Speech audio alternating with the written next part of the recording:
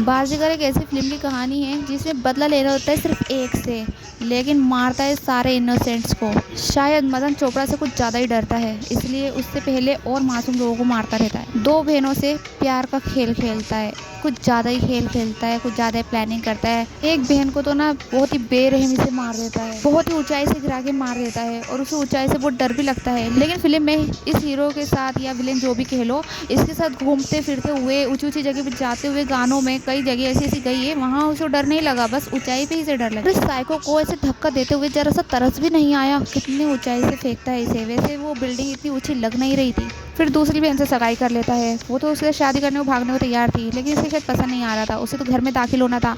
छोटी वाली बहन जो रहती है वो इसे सगाई करके घर में ले आती है, आए दिन मुंह उठा के घर में आ जाता है। मकसद होता है मदन चोपड़ा तक पहुंचना, लेकिन भाई उस तक पहुंचने के लिए बाकी लोगों को रास्ते में क्यों मारता रहता है, बेरहम साइको किलर। फिर इसमें काजोल जो होती है उसको उसकी असलियत का पता चल जाता है। वो जेम्स बॉन्ड बन के उसके रियल घर में पहुंच जाती है, जहाँ पे उसकी माँ रहती है, और फिर ये उसे अपनी दुख भरी कहानी सुनाता है कि क्या क्या हुआ था इसके साथ। कैसे इसका बाप जो एक बहुत बड़ा बिजनेसमैन होता है, वो एक सदमे को भी बर्दाश्त नहीं कर पाता और मर जाता है। पता नहीं बिजनेस कैसे हैंडल किया होगा, तभी तो डूब गया ना बिजनेस।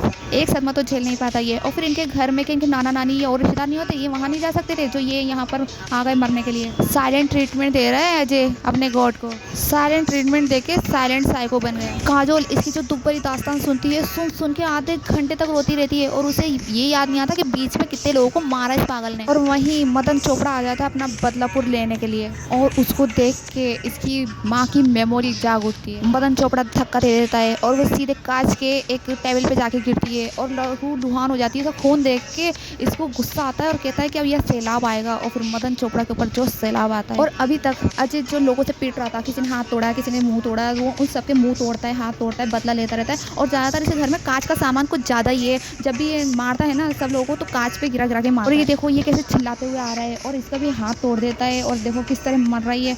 और मदन चोपड़ा उसका तो ये हाथ भी तोड़ देता है। टूटे हुए हाथ के साथ मदन चोपड़ा भागता है। खुले मैदान में भी गाड़ियों पे पैर रख रख के निकलता है, शायद इसे जमीन कम पड़ गई थी। और माँ का वास्ता देने ये पुलिस वाला आ जाता है और मदन चोपड़ा को मरने से रोक देता है। मदन चोपड़ा को मौका मिल जाता है और मौके पे चौका मार देता है। साइको किलर पे तो थू है, इतना बदला लेने के बाद, इतने लोगों को मारने के बाद भी मदन चोपड़ा से मर गया। फिर इसे अपनी गलती का एहसास होता है और ये मदन चोपड़ा को साथ लेके कूद जाता है। जिस तरह मदन चोपड़ा ने इसे मारा, ये उसे मार देता है। मदन चोपड़ा का एंड हो जाता है। जिस दौलत के लिए इतना कुछ किया था, अब उसी दौलत को रायता अचार बना के गरीबों को खिलाया जाएगा। और यहाँ ये हमेशा के लिए अपनी माँ की गोद में सो जाता है, और काजल बेचारी कुंवारी विधवा रह जाती है।